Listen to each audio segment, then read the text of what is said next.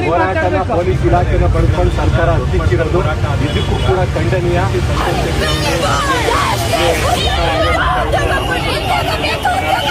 ಮಾರ್ಗದರ್ಶನದಲ್ಲಿ ಒಂದು ಸಮಾವೇಶನೂ ಆಗಿದೆ. ಅದಾದ್ಮೇಲೆ ನಾವು ಎಲ್ಲ ಸಲಹೆ ಸೂಚನೆ ತಗೊಂಡಿದ್ದೇವೆ. ನಾವೀವರೆಗೆ ಶಾಂತಿಯುತವಾಗಿ ಶಿಸ್ತುಬದ್ಧವಾಗಿ ರ್ಯಾಲಿ ಹೋಗ್ತಾ ಇತ್ತು. ಆದ್ರೆ 2 ದಿನದ ಹಿಂದೆ ಪರ್ಮಿಷನ್ ಡಿಲೇ ಮಾಡಿದೀವಿ, ನಾವು ಕೊಟ್ಟಿಲ್ಲ ಅನ್ನೋಂತ ನೆಪ ಹೇಳಿ ನಮ್ಮ ಡೆಮೊಕ್ರೆಟಿಕ್ ರೈಟ್ಸ್ ಅನ್ನ ಕಿತ್ಕೊಂಡಿದ್ದಾರೆ.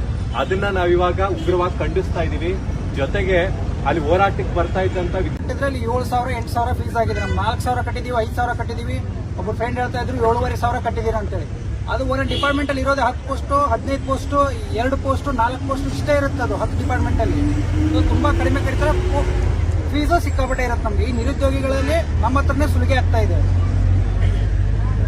ಇನ್ನೊಂದು ನಮ್ಮ KPSC KEA KSP ಏನು ನೇಮಕಾತಿ ಪ್ರಾಧಿಕಾರಗಳಿದಾವೆ, ಆ ನೇಮಕಾತಿ ಪ್ರಾಧಿಕಾರಗಳು ಮುಂದಿನ ವರ್ಷ ಈಗ UPSC ಅವ್ರು ಮಾಡ್ತಾರಲ್ಲ, ಮುಂದಿನ ವರ್ಷ ಯಾವ್ಯಾವ ಹುದ್ದೆಗಳನ್ನ ಕರಿತೀವಿ, ಎಷ್ಟು ಕರಿತೀವಿ, ಸೊ ಯಾವ ದಿನಕ್ಕೆ ಪ್ರಿಲಿಮ್ಸ್ ಎಕ್ಸಾಮು, ಯಾವ ದಿನಕ್ಕೆ ಎಕ್ಸಾಮ್ ಮಾಡ್ತೀವಿ, ಯಾವ ದಿನಕ್ಕೆ ರಿಸಲ್ಟ್ ಬಿಡ್ತೀವಿ, ಎಷ್ಟು ದಿನದೊಳಗೆ ಏನ್ ಮಾಡ್ತೀವಿ ಅನ್ನೋದನ್ನ ಒಂದು ಇವೆಂಟ್ ಕ್ಯಾಲೆಂಡರ್ನ ಬಿಡುಗಡೆ ಮಾಡಬೇಕು ಅನ್ನೋದು ರಾಜ್ಯ ಸರ್ಕಾರದ ಎಲ್ಲ ರಾಜ್ಯ ಸರ್ಕಾರಕ್ಕೆ ಮನವಿ ಮಾಡ್ತೀನಿ. ಸೊ KEA KPSC ಏನೇನು ಎಕ್ಸಾಮ್ ಏಜೆನ್ಸಿಗಳಿದಾವೆ ಕರ್ನಾಟಕ ಸರ್ಕಾರದ್ದು, ಅವರೆಲ್ಲ ಇವೆಂಟ್ ಆಫ್ ಕ್ಯಾಲೆಂಡರ್ನ ಬಿಡುಗಡೆ ಮಾಡಬೇಕು. ಸೊ ಎಲ್ಲಕ್ಕಿಂತ ಮುಖ್ಯವಾಗಿ ಇನ್ನೊಂದೇನಂದ್ರೆ ಏನೇನು ಬೇರೆ ಬೇರೆ ಇಲಾಖೆಯಲ್ಲಿ ನೇಮಕಾತಿಗಳನ್ನ ಮಾಡ್ತೀವಿ, ಆ ಇಲಾಖೆಗಳಲ್ಲಿ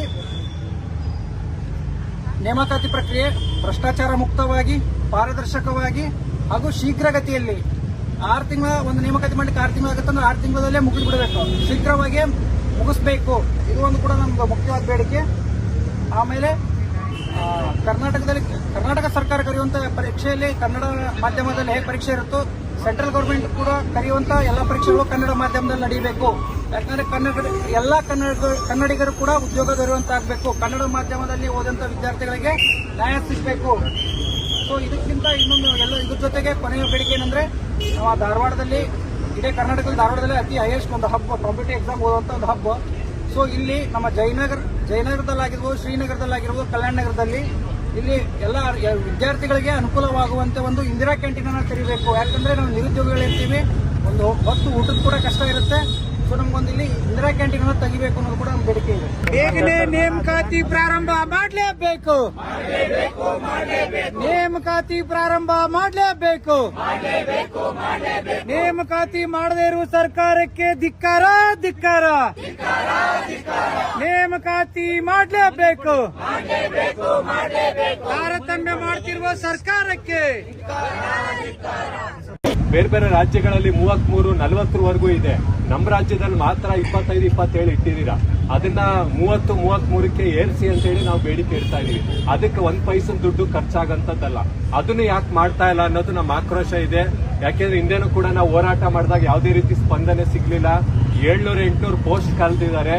ಅದರಲ್ಲೂ ಕೂಡ ಲಕ್ಷಾಂತರ ರೂಪಾಯಿ ಬರೀ ನಿರುದ್ಯೋಗಿ ಬಡ ಯುವಕರಿಂದ ಫೀಸ್ ನ ವಸೂಲಿ ಮಾಡ್ತಿದ್ದಾರೆ ಸರ್ಕಾರ. ಅಂದ್ರೆ ಇಂಥ ಸರ್ಕಾರ ಬಡ ನಿರುದ್ಯೋಗಿಗಳ ಹತ್ರ ಇವರು ವಸೂಲಿ ಮಾಡ್ತಾರೆ ಅಂದ್ರೆ ಏನು ಅನ್ನೋದು ನಮ್ ಪ್ರಶ್ನೆ ಬರುತ್ತೆ ಮೇಡಮ್.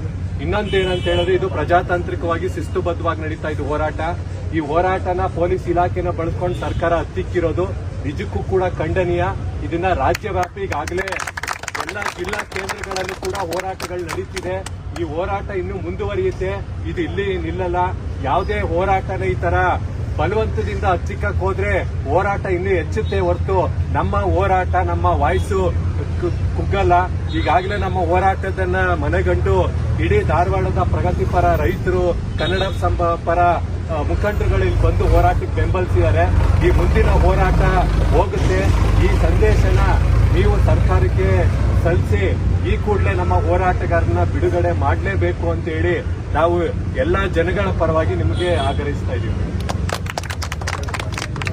ಉದ್ಯೋಗಾಕಾಂಕ್ಷಿಗಳು ಧಾರವಾಡದಲ್ಲಿ ಏನು ಹೋಗ್ತಾ ಇದೀವಿ, ಎಲ್ಲರ ಪರವಾಗಿನೂ ಕೂಡ ಇದು ಎಲ್ಲರದ ಬೇಡಿಕೆಗಳಾಗಿದೆ. ಇದು ಒಂದು ನೇಮಕಾತಿಗಳನ್ನ ಸೀಮಿತ ಮಟ್ಟಕ್ಕೆ ಸೀಮಿತವಾಗಿ ಮಾಡಬಾರ್ದು. ತುಂಬಾ ಕೆಲವೇ ಪೋಸ್ಟ್ಗಳನ್ನು ಕರೆಯುವಂಥದ್ದು ಆಗಬಾರ್ದು. 700 ಕರೆದೆ 200 ಕರೆದೆ 50 ಕರೆದೆ ಆಗಬಾರ್ದು. ಸೊ ಕೇಂದ್ರ ಸರ್ಕಾರ ಆಗಲಿ ರಾಜ್ಯ ಸರ್ಕಾರಗಳಾಗಲಿ ಖಾಲಿ ಇರುವಂತ ಎಲ್ಲ ಹುದ್ದೆಗಳನ್ನ ಭರ್ತಿ ಮಾಡಬೇಕು. ಒಂದು ಅದನ್ನ ನೋಡಿ. ಆಮೇಲೆ ಪೊಲೀಸ್ ಕಾನ್ಸ್ಟೇಬಲ್ ವಯೋಮಿತಿ ಸಡಿಲಿಕ್ಕೆ ಬೇಡಿಕೆ ಇದೆ ಧಾರವಾಡದಲ್ಲಿ ನಮ್ಮ ಎಲ್ಲ ಆಸ್ಪಿರೆಂಟ್ಸ್ದು. ಜನರಲ್ ಅವರಿಗೆ 30, SC/ST OBC ಅವರಿಗೆ 33 ವಯೋಮಿತಿ ಸಡಿಲಿಕೆಯನ್ನು ಕೊಡಬೇಕನ್ನುವಂಥದ್ದು. ಇನ್ನೊಂದು 4-5 ವರ್ಷದಿಂದ ಸರಿಯಾದ ನೇಮಕಾತಿಗಳಾಗಿಲ್ಲ. ಸೊ ಹಾಗಾಗಿ ಎಲ್ಲ